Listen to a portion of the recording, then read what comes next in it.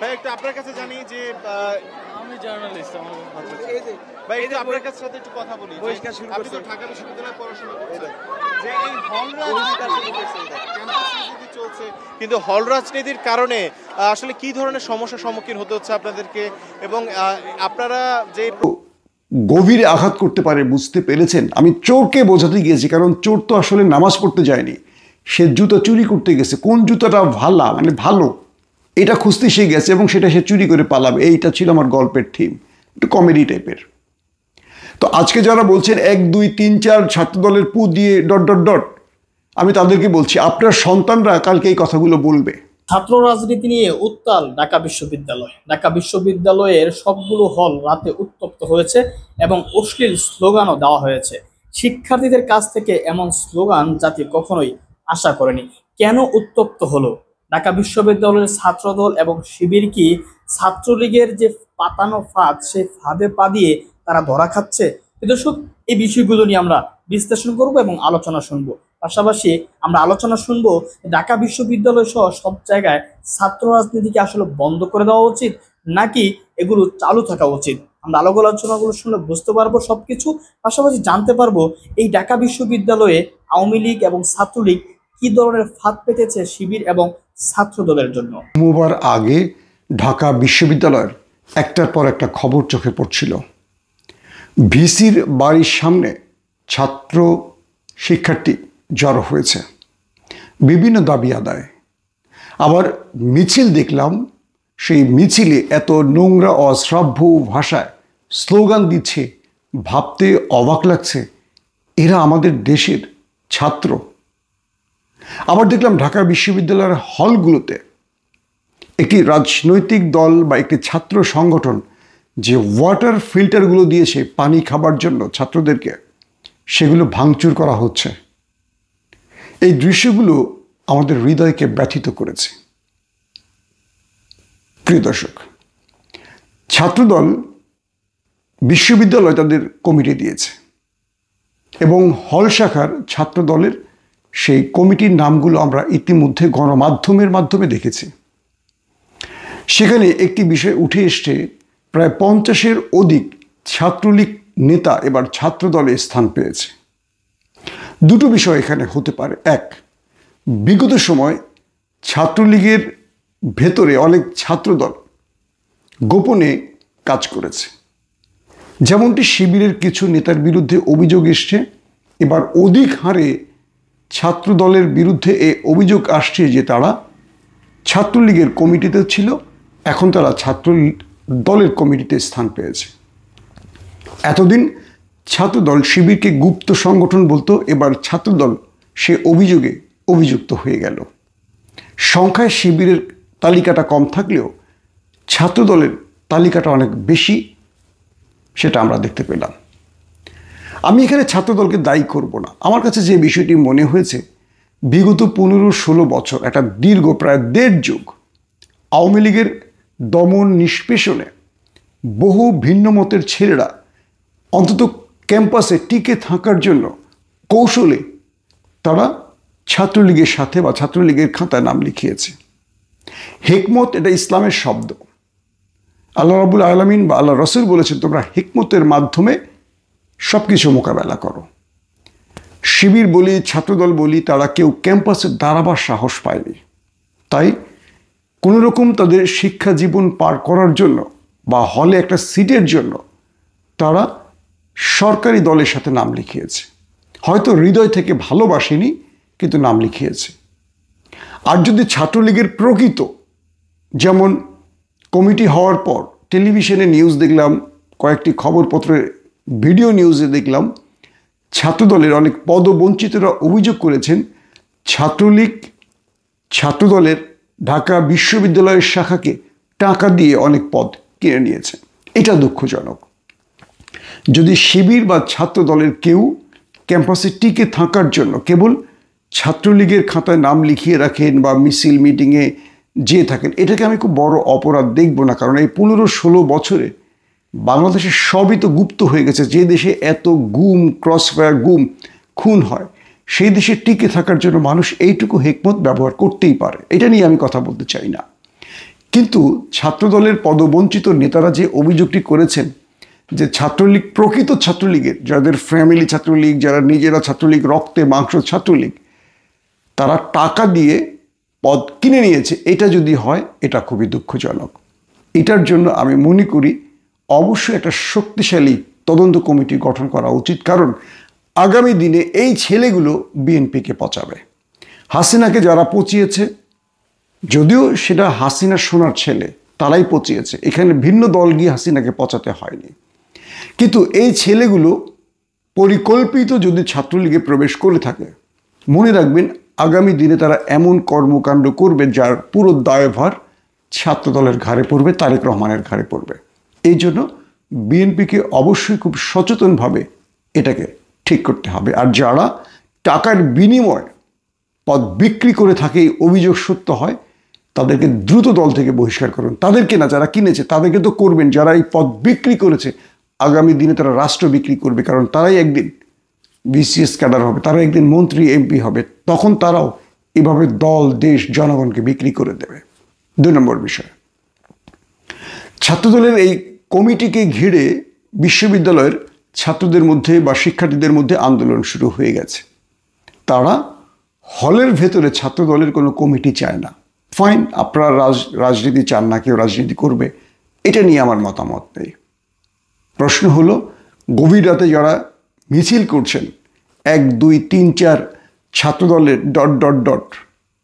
আমি তাদেরকে নিয়ে কয়েকটা কথা বলি।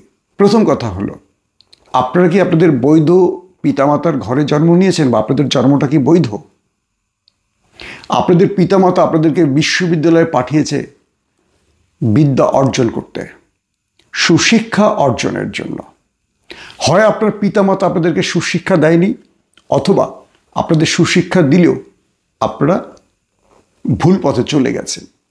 এই যে ছাত্রদলের পু দিয়ে শব্দটা ব্যবহার করছেন, যে ছবিগুলো আমরা গণমাধ্যমে, সোশ্যাল মিডিয়ায় দেখছি, মানুষ আপনাদের কি ভাবছে?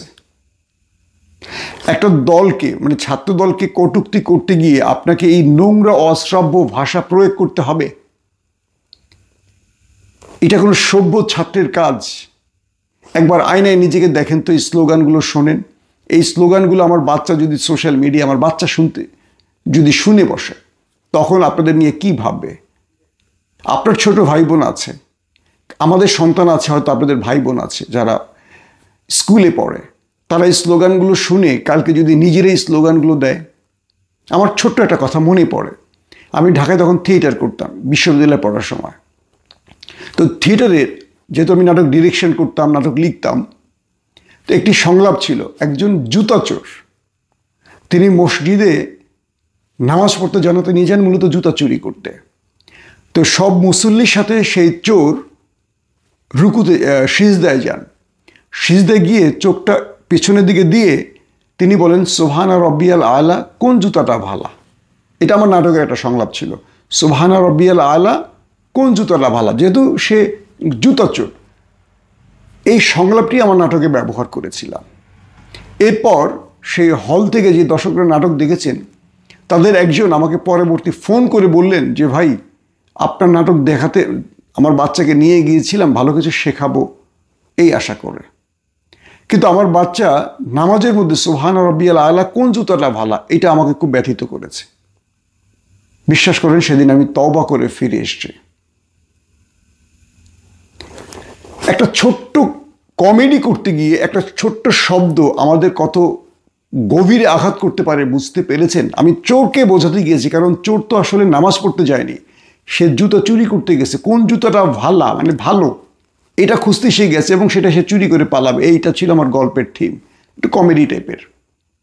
তো আজকে যারা বলছেন 1, 2, 3, 4 ছাত্রদলের পু দিয়ে ... আমি তাদেরকে বলছি, আপনার সন্তানরা কালকে এই কথাগুলো বলবে। আপনি যে শিশু বা কোমলমতি সন্তানদেরকে এই স্লোগানগুলো তুলে দিচ্ছেন, বা পুরো পৃথিবীকে দেখাচ্ছেন যে বাংলাদেশের সর্বশ্রেষ্ঠ বিদ্যাপীঠের ছাত্ররা এই নোংরা ভাষা, অশ্রাব্য ভাষা প্রয়োগ করে, কাল হয়তো আপনার শিক্ষা জীবন শেষ হবে, আপনি সচিব হবেন, বা বড় কোনো প্রতিষ্ঠানের কর্মকর্তা হবেন, বা রাজনৈতিক নেতা হবেন, এমপি হবেন, মন্ত্রী হবেন। মনে রাখবেন, আপনি আপনার প্রতিষ্ঠানের সবচেয়ে জঘন্যতম ব্যক্তি হবেন। আমি বিশ্বাস করি আমাদের বিশ্ববিদ্যালয়ের শিক্ষকদের এখন ছাত্রদের আগে শালীনতা, সৌন্দর্য, ভদ্রতা, ব্যবহার শেখাতে হবে, মুখের ভাষাকে শেখাতে হবে। তাদেরকে এখন বড় বড় বই পুস্তক না পড়িয়ে আগে তাদেরকে গালিগালাজের বাইরে একটা মুসলিম সংস্কৃতি আছে, মুসলমানদের যে শিষ্টাচার আছে, সৌন্দর্য আছে, ভদ্রতা আছে, এগুলো শেখাতে হবে। আপনি প্রথমেই নিজেকে প্রশ্ন করুন, আপনি একজন মুসলিম সন্তান, আপনার এই গালিটা লক্ষ লক্ষ কোটি কোটি মানুষের কানে পৌঁছে গেছে, আপনার গুনার খাতায় এই গুণাগুলো লেখা হয়েছে। একটা রাজনৈতিক দল যত জঘন্যই হোক, যত খারাপ কাজই করুক, প্রতিবাদ করুন। আমার রাসূল বলেছেন কি, তুমি সবচেয়ে উত্তম পন্থায় প্রতিবাদ করো। এই হাদিসগুলো তো আমাদের শুধু আমরা বই পড়ে আলমারিতে রেখে দেওয়ার জন্য না, নিজের জীবনে বাস্তবায়নের জন্য। ছাত্র শিবির হলগুলোতে ওয়াটার ফিল্টার দিয়েছে। ছাত্ররা প্রচণ্ড গরমে, যেহেতু তারা হলে থাকে, বিশুদ্ধ পানি খাবে, ঠান্ডা পানি খাবে, এই জন্য ছাত্র শিবির এই জিনিসগুলো দিয়েছে। দেখলাম আজকে হলে সেগুলো ভাঙচুর করা হচ্ছে, ফেলে দেওয়া হচ্ছে, টেনে হিসেবে হলের বাইরে দিয়ে দেওয়া হচ্ছে। এই কাজগুলো কারা করছেন আমি তাদের উদ্দেশ্যে বলি, মনে রাখবেন মৃত্যুর আগে হয়তো আপনি এক ফোঁটা পানি চাইবেন, আপনার ভাগ্যে পানি নাও আসতে পারে।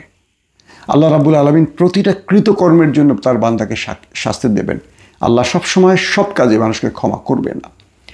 এই পানির ব্যবস্থাটি কোনো রাজনৈতিক দলের জন্য নয় যে তারা এককভাবে এই পানিটা খাবে। হলের পানি যে কতটা খারাপ, আমরা যারা হলে থেকেছি, বিশ্ববিদ্যালয়ে পড়াশোনা শেষ করেছি, আমরা জানি। সকল শিক্ষার্থীদের জন্য এই পানির ব্যবস্থাটা করা হয়েছে, সবাই ফ্রি এখান থেকে বিশুদ্ধ পানি খাবে। আর আপনারা রাজনৈতিক কারণে, কুরাজনীতির কারণে, নোংরা রাজনীতির কারণে এগুলো ছুঁড়ে ফেলে দিয়েছেন। এগুলো আপনার বাবার টাকার, বদমাস, বেয়াদব। জানেন শিবির এই পানির ফিল্টারগুলো কিনতে কি পরিশ্রম করেছে? দরিদ্র পিতামাতার ঘরের সন্তানদের কাছ থেকে 10 টাকা, 20 টাকা, 40 টাকা এয়ানত নিয়েছে তারা। সেই টাকা দিয়ে তারা মদ খায়নি, গাঁজা খায়নি, ফুর্তি করেনি, ক্লাবে গিয়ে নাচানাচি করেনি, দামি ড্রেস কিনেনি। সেগুলো অন্যান্য শিক্ষার্থীদের জন্য ফ্রিতে পানি খাওয়ার ব্যবস্থা করে দিয়েছে। আপনারা দিতে পারেননি, কারণ আপনারা যেই টাকা পান সেটা গার্লফ্রেন্ডের সঙ্গে শেষ করেন, কন্ডোমে শেষ করেন, হোটেলে শেষ করেন, মদে গাঁজায় শেষ করে ফেলেন। তাই আপনারা এই ভালো কাজটির ভালো লাগেনি, মনে করেছেন শিবির এমন একটা প্রশংসনীয় কাজ করেছে, এটা তো ওদের দিকে মানুষের সিম্পিতে চলে যাবে, ভালোবাসা চলে যাবে। তাহলে কি করণীয়? এটা বাইরে ফেলে দেই। খুব নোংরা কাজ করেছেন। আপনাদের বিশ্ববিদ্যালয়ে ভর্তির আগে আমার মনে হয় আপনাদের আগে ভদ্রতা এগুলো শেখাতে হবে, আচরণ শেখাতে হবে। শুধু লিখিত মৌখিক পরীক্ষা দিয়ে বিশ্ববিদ্যালয়ের চান্সের আগে প্রত্যেকটা ছেলেকে সেনাবাহিনীর যে প্রশিক্ষণ দেওয়ার আগে তাদের যেই বডি ফিটনেস টেস্ট করা হয়, এরকম আমাদের ছাত্রদের করতে হবে। কার শরীরের মধ্যে অভদ্র রক্ত আছে, পশুর রক্ত আছে, নোংরা রক্ত আছে, কার জন্মে ভেজাল আছে, এগুলো পরীক্ষা করে বিশ্ববিদ্যালয়ে ভর্তি করতে হবে। এখন দেখছি পানির ওয়াটার ফিল্টারটার দোষ কি? শিবির দিয়েছে বা ছাত্রদল দিয়েছে, এটা কি দোষ? যারা দিয়েছে তারা সাধারণ শিক্ষার্থীদের পানি খাবার জন্য, বিশুদ্ধ পানির জন্য দিয়েছে। আপনার হিংসা লাগে আপনি দিতে পারেননি বলে। এই নোংরা রাজনীতি বন্ধ করেন। এই ভিডিও ফুটেজগুলো দেখবেন। যারা এই কাজগুলো করেছে, আমি মনে করি সকল শিক্ষার্থীদের উচিত তাদের ধরেন, বিশ্ববিদ্যালয়ের গাছের সাথে বেঁধে তাদেরকে পিটাবেন, তারপর সোশ্যাল মিডিয়ায় তাদের ছবি ভাইরাল করবেন।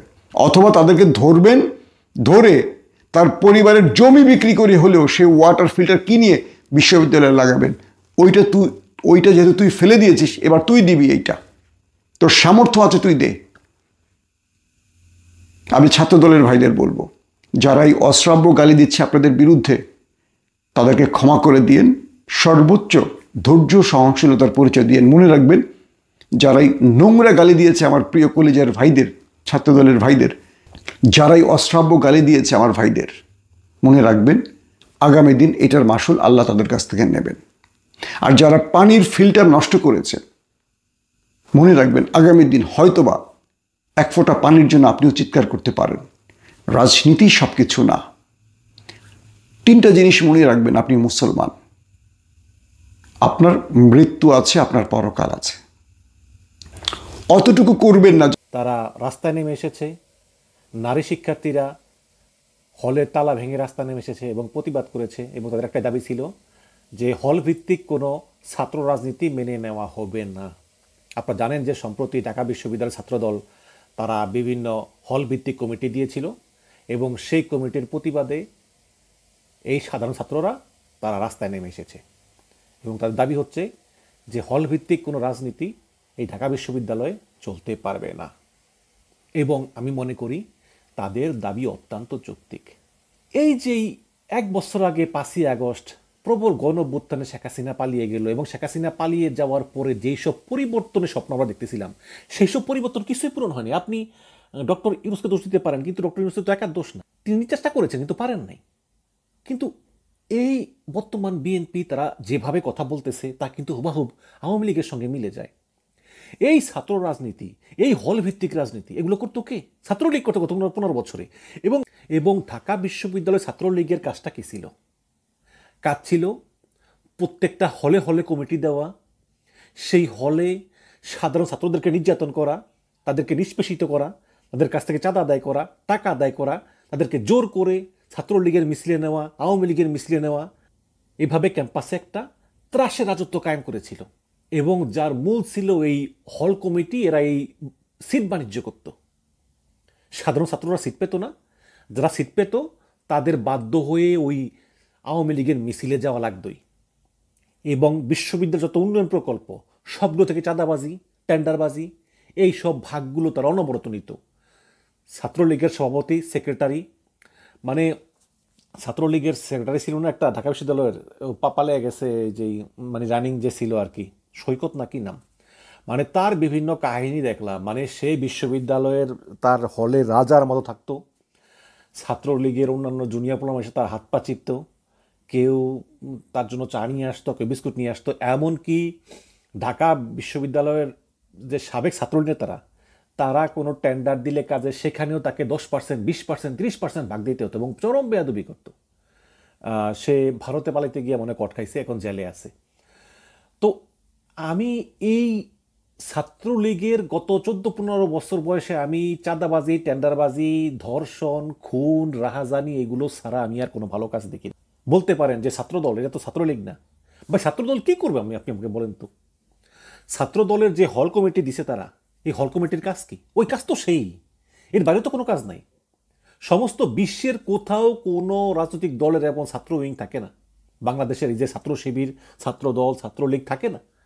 কাজে আমি মনে করি যে বাংলাদেশের প্রেক্ষাপটে এই হল ভিত্তিক ছাত্র সংগঠনের কমিটি তো দূরের কথা, বিশ্ববিদ্যালয় ভিত্তিকও থাকা উচিত না, এমনকি কেন্দ্রীয়ভাবেও থাকা উচিত না। অনতি বিলম্বে প্রত্যেকটা রাজনৈতিক দলের এই ছাত্র উইং বিলুপ্ত করা উচিত। ইউরোপ আমেরিকাতে এরকম কোনো রাজনৈতিক দলের লেজুর ভিত্তিক ছাত্র উইং নাই। সেখানে ছাত্ররা আছে, তারা বিশ্ববিদ্যালয় ভিত্তিক ছাত্রদের বিভিন্ন সমস্যা সমাধানের কাজ করে, সেখানে কমিটি আছে এবং ঢাকা বিশ্ববিদ্যালয়ের প্রয়োজনে ছাত্র সংসদ নির্বাচন হতে পারে, সেখানে যারা যারা পার্টিসিপেট করতে করতে পারবে। কিন্তু এইরকম হল ভিত্তিক ক্যাডার বসিয়ে সিট বাণিজ্য, চাঁদাবাজি, ছাত্রদের উপর নির্যাতন, জোর করে মিছিলে নেওয়া, এগুলো বন্ধ করতে হবে। কারণ এগুলো হচ্ছে এই 5ই আগস্টের পরিবর্তনের সঙ্গে সম্পূর্ণ সাংঘর্ষিক। বিএনপিকে একটা কথা মনে রাখতে হবে যে আওয়ামী লীগ যা করেছে আপনারা তা করতে পারবেন না। কারণ এগুলো করতে গিয়ে আওয়ামী লীগ যে ফ্যাসিস্ট হয়েছে, যে দানব হয়েছে, আপনাদের পক্ষে সেটা সম্ভব না। কাজে আপনারা যদি সেই আওয়ামী লীগের মতো চাঁদাবাজি, টেন্ডারবাজি, ভূমি লুট, প্রকল্প লুট, নদী লুট, এগুলো তো তৃণমূল পর্যায়ে করতেছে, এখন যদি এই হল ভিত্তিক এগুলো করেন, এগুলো টিকতে পারবেন না। শুধু ঢাকা বিশ্ববিদ্যালয়ই না, অন্যান্য সব বিশ্ববিদ্যালয়ে ছাত্র রাজনীতি অবিলম্বে নিষিদ্ধ করা উচিত। আওয়ামী লীগ তো পারবেই না, আওয়ামী লীগ তো নাই। বিএনপি, ছাত্রদল, ছাত্র শিবির, বাম ছাত্রদল কেউই পারবে না বিশ্ববিদ্যালয় ভিত্তিক রাজনীতিতে অংশগ্রহণ করতে। ওই ছাত্র সমন্বয়ক উমা ফাতেমা তিনি বলেছেন যে শুধু বাম সংগঠন পারবে। কেন, বাম সংগঠন কি একদম একেবারে ইয়া নাকি, মানে খুব খুব বড় কিছু নাকি যে একমাত্র তাদেরকেই দিতে হবে? তারা কি জমিদার বংশের লোক না? যদি রাজনীতি নিষিদ্ধ করা হয় তাহলে কোনো দলই পারবে না, বাম হোক, ডান হোক, ইসলামী হোক, অন ইসলামী হোক, কেউ পারবে না। প্রত্যেকটা বিশ্ববিদ্যালয়কে পুরোপুরি রাজনীতি মুক্ত রাখতে হবে। গতকালকে ছাত্রদল যেই হল ভিত্তিক কমিটি করলো, এটা কোনো মতেই বাস্তবায়িত হতে দেওয়া যাবে না। আমি এই ছাত্রছাত্রীরা যারা মধ্যরাতে রাস্তায় নেমে এসেছেন এর প্রতিবাদে আমি তাদের প্রতি সমর্থন জানাই। আমাদের এই দেশে ছাত্র রাজনীতির ইতিহাস বড়ই কলঙ্কজনক ইতিহাস। সেই বিশ্বজিৎ হত্যা থেকে শুরু করে আবরার হত্যাকাণ্ড সবই শুরু হয়েছে এই ছাত্রলীগের দ্বারা। এবং 36 দিনের আন্দোলনের ফলে যে হাসিনা পালিয়ে গিয়েছে, সেখানে আমরা দেখেছি যে ছাত্রলীগ পুলিশ মিলে কমপক্ষে 1,500 মানুষকে হত্যা করেছে। ছাত্রলীগের হাতে গুলি ছিল, রামদা ছিল, কুড়াল ছিল, এগুলি দিয়ে কুপিয়ে কুপিয়ে তারা নিরীহ শিক্ষার্থীদের হত্যা করেছে। এখন ছাত্রলীগ পালিয়েছে, ছাত্রদল আসছে। ছাত্রদলের কাজটা কি? তারা কি ছাত্রদের উন্নয়নে কাজ করবে? ছাত্রদের উন্নয়নে কাজ করতে গেলে কোনো ছাত্রদল হওয়া লাগে না, ছাত্রলীগও হওয়া লাগে না। আমরা এই গত 10 বছরে যে সব ছাত্রনেতা পেয়েছি, আমরা যে সব ছাত্রনেতারা ছাত্র থেকে জাতীয় নেতা হয়েছে, তারা কেউই কিন্তু ছাত্রলীগ ছাত্রদল একসময় হয়তো করতো, মানে ছাত্রলীগ করতো, হয়তো বিপদে পড়ে হলে থেকে সিট পেয়েছে, এই কারণে কিন্তু ওই রকম থাকতো না। আমরা গত 10 বছরে ভিপি নুরুল হক নূরকে পেয়েছি। তিনি একসময় ছাত্রলীগ করতেন, ওরকম অ্যাক্টিভ না, মোটামুটি করতেন। আমরা যেই সমন্বয়কদেরকে পেয়েছি তার ভিতরে হাসনাত এবং সার্জিস দুজন আগে ছাত্রলীগ করতো, মানে হলে সিট পাওয়ার জন্য যতটুকু করা ততটুকুই করতো, বাট এর বাইরে করতো না। তারা কিন্তু ছাত্রলীগ বা ছাত্রদল করে উঠে আসেনি। এবং এই যে 5ই আগস্টের হাসিনা পালিয়ে গেল, এই জুলাই আন্দোলনের মাস্টার মাইন্ড শিবির বলে আমরা, সমন্বয়করা বলে আমরা, ছাত্রদল বলে আমরা, আসলে এই আন্দোলনের মাস্টার মাইন্ড কেউই ছিল না। আমি তো বিদেশ থেকে নিবিড়ভাবে পর্যবেক্ষণ করেছি। এই আন্দোলনটা হচ্ছে দীর্ঘদিনের পুঞ্জীভূত ক্ষোভ। বিশেষ করে শেখ হাসিনার 7ই জানুয়ারির নির্বাচনের পরে মানুষ এত হতাশ হয়েছে, আমি নিজে হতাশ হয়েছি, কিন্তু আমি প্রকাশ করি নাই। আমি ভিডিও বানিয়েছি আত্মবিশ্বাসের সহিত, আমি বলেছি যে এই সরকার টিকবে না, টিকে নাই সরকার। মানুষের ভিতর যে পুঞ্জীভূত ক্ষোভ, বিশ্বাস করেন, মানে একটা উদাহরণ দিই আর কি। প্রত্যেকের অবস্থা কিন্তু এই, মানে সমন্বয়করা বলেছে 1 দফা, সমন্বয়করা তো 1 দফা বলে তারা তো আর রাস্তায় নামে নাই, তারা 1 দফা বলে তারা নিরাপদে ছিল। এখন সমন্বয়করা বলেছে 1 দফা, এবং এই আন্দোলনটা তো ছিল তরুণদের আন্দোলন। এই তরুণরা কিন্তু সাহস করে রাস্তায় নেমে এসেছে, এদের বেশিরভাগই ছিল তরুণ। তো তরুণ ছেলেটা ঘর থেকে বের হলো, সে কিন্তু কাউরে চিনে না, সে কাউরে চিনে না। তার কথা হচ্ছে যে 1 দফা, এই 1 দফা হাসিনার পতন ঘটাতে হবে। সে ঘর থেকে বের হয়ে সে হাঁটতে লাগলো, সে রাস্তা দেখলো কিছু তরুণ দাঁড়িয়ে রয়েছে, তাদেরকে জিজ্ঞেস করলো যে ভাই তোমরা কি আন্দোলনের যাইবা? হ্যাঁ যাবো, তাহলে চলো আমি তোমাদের সঙ্গে যাই। তো তারা কতটুকু যায়, আবার আরেক ঘর থেকে একটা ছেলে বেরিয়ে আসে, ভাই আমার নামেই, আপনাদের কার কি নামেই, তো চলেন একসঙ্গে যাই। এইভাবে করতে করতে করতে করতে বড় রাস্তার মোড়ে এসে দেখেছে আরও কিছু দাঁড়িয়ে রয়েছে, ছোটো ছোটো গ্রুপ, সবার কাছে গিয়ে আবার চল চল আমরা এক হয়েছে। কেউ কাউরে চিনত না। এই আন্দোলনের কোন মাস্টার মাইন্ড, কিসের মাস্টার মাইন্ড ভাই? আজকে ছাত্রদল মাস্টার মাইন্ড, ছাত্র শিবির মাস্টার মাইন্ড, সমন্বয় কোনো মাস্টার মাইন্ড নেই এখানে। এখানে ছাত্র, জনতা, রিক্সাওয়ালা, শ্রমিক, মুচি সবাই। আর পুলিশ যে গুলি করে মারছে, পুলিশ কিন্তু টার্গেট করে গুলি করছে খুবই কম। পুলিশ ওই মানে দূর থেকে গুলি করছে যার গায়ে যা লাগে। এতে অনেক পথচারীও মারা গেছে, অনেক রিক্সাওয়ালাও মারা গেছে, অনেক সাধারণ মানুষও মারা গেছে, অনেক ছাত্র জনতাও মারা গেছে। এই তো এইভাবেই আন্দোলনটা হয়েছে, এবং এভাবে আন্দোলনের ফলেই এই প্রবল স্বৈরাচার তাকে পালিয়ে যেতে বাধ্য করছে। না হলে যে স্বৈরাচার বাংলাদেশের প্রত্যেকটা প্রতিষ্ঠানকে যে নিয়ন্ত্রণে রেখেছে, যেই স্বৈরাচারকে পাশের দেশ অন্ধ সমর্থন দিয়ে রেখেছে, পালিয়ে যেতে বাধ্য করা এত সহজ না। এটা বিএনপি মির্জা আব্বাস বলে যে আমরা 2 মাস পরে সরকারকে এমনি ফেলে দিতাম, পারতেন না। এগুলো মুখে মুখে অনেক বড় বড় কথা বলতে পারেন মির্জা আব্বাস। আজকে যে চাঁদাবাজি করতেছে, কিছু করতেছে, দেখুন আওয়ামী লীগ যে রাজনীতি করতো, সেই রাজনীতি ছাড়া অনেক কঠিন। কারণ শেখ হাসিনাকে বলতে অনেক শোনা গেছে নিজেদের দলীয় মিটিংয়ে যে চাঁদাবাজদের বহিষ্কার করলে দলই থাকে না। এই কারণে আওয়ামী লীগ চাঁদাবাজদেরকে কখনোই দল থেকে বাদ দিতে পারেনি। পালিয়ে যাওয়ার আগ পর্যন্ত তাদের পৃষ্ঠপোষকতা করে গিয়েছে। এখন বিএনপিরও যদি একই অবস্থা হয়, চাঁদাবাজি বাতিল দলই থাকে না, তাহলে বিএনপির ভবিষ্যৎ অনেক অন্ধকার। এখন তো বিএনপি পার পায় যে আমরা তো সরকারে নাই, আমরা কি করব বহিষ্কার করা ছাড়া। যখন সরকার আসবে তখন কি করবে, তাই না? আজকে প্রথম যখন হাসিনা পালিয়ে যাওয়ার পরে চাঁদাবাজির কারণে অনেকে বহিষ্কার করা হয়েছে, যেমন ওই যে ঢাকার রবি, তারপরে ওই যুব দলের টুকু নাকি এদেরকে বহিষ্কার করা হয়েছে, না নীরব। তো এরা দেখি আবার আস্তে আস্তে হাঁটি পা করে আবার দলে প্রবেশ করতেছে। তো বহিষ্কার করে কয়দিন চুপ থাকে, দূরে যায়, আস্তে আস্তে আবার হাঁটি পা করে চলে আসে। এগুলো দেখেছি তো এগুলো। সেই রাজনীতি বাংলাদেশে আর হবে না। আজকে যারা যারা ওই আগের মতো বিশ্ববিদ্যালয় হলগুলো দখল করবেন এবং প্রত্যেকটা বিশ্ববিদ্যালয়ে ছাত্রলীগের ক্যাডাররা নিয়ন্ত্রণ করে এই ভিসি এবং ক্যাডাররা এবং প্রক্টর মিলে সাধারণ শিক্ষার্থীদের উপর যার পর নাই অত্যাচার অবিচার করেছে, সেই সময় আমরা আর আসতে দেব না, সেই যুগে আমরা আর ফিরে। আজকে এই ছাত্র রাজনীতির বিরুদ্ধে সাধারণ ছাত্রদের যে বিক্ষোভ শুরু হয়েছে, এই বিক্ষোভকে আমি পুরোপুরি সমর্থন করলাম এবং কোনো মতেই বিশ্ববিদ্যালয়ে ছাত্র রাজনীতি হতে দেওয়া যাবে না। সে ছাত্র লীগ হোক, ছাত্র দল হোক, ছাত্র শিবির হোক, অথবা বাম ছাত্র সংগঠন হোক, কিংবা ছাত্র ইউনিয়ন হোক, তবে ছাত্র সংসদ নির্বাচন হোক, আমি এটা চাই। দর্শক আলোচনা শুনেছেন, শুনে বুঝতে পেরেছেন যে আসলে একটা ফাঁদ কিন্তু সবসময় চলছিল এবং সেখানে ছাত্রলীগ কিন্তু সফলতা অর্জন করেছে। আমরা দেখেছেন ঢাকা বিশ্ববিদ্যালয় গতকাল রাত্রে কি হয়েছে, কি অশ্লীল স্লোগান দেওয়া হয়েছে, ছাত্র সংগঠনের যে ফিল্টারগুলো দেওয়া হয়েছিল সেগুলো ভেঙে ফেলা হচ্ছে। এখন কথা হচ্ছে, যদি ছাত্র রাজনীতি বন্ধ করে দেওয়া হয় তাহলে কি এগুলো সাধ্য হবে? আমি বলবো না। শুধু ছাত্র রাজনীতি নয়, ঢাকা বিশ্ববিদ্যালয় সহ সকল বিশ্ববিদ্যালয়ে সম্পূর্ণ রাজনীতি নিষিদ্ধ করে দেওয়া হোক। ছাত্র রাজনীতি, জাতীয় রাজনীতি, সব রাজনীতি। কারণ রাজনীতি থাকলে তারা পড়ালেখা কি করবে? আপনি ছাত্র রাজনীতি বন্ধ করবেন আবার জাতীয় রাজনীতি চালু রাখবেন, এটাও হবে না। আবার রাজনীতি বন্ধ করে দিবেন, যাদের ক্ষমতা আছে, যারা সরকারে থাকবে তারা গুপ্তভাবে তাদের রাজনীতি চালিয়ে যাবে, অন্যরা চালাতে পারবে না, সেটাও হবে না।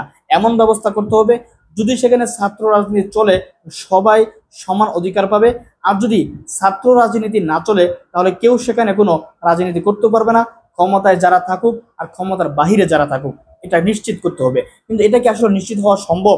আসলে বাংলাদেশের রাজনীতি কখনো এটা সম্ভব হবে না। এভাবেই চলবে, এটা কোনো সুরাহা হবে না, মীমাংসা হবে না।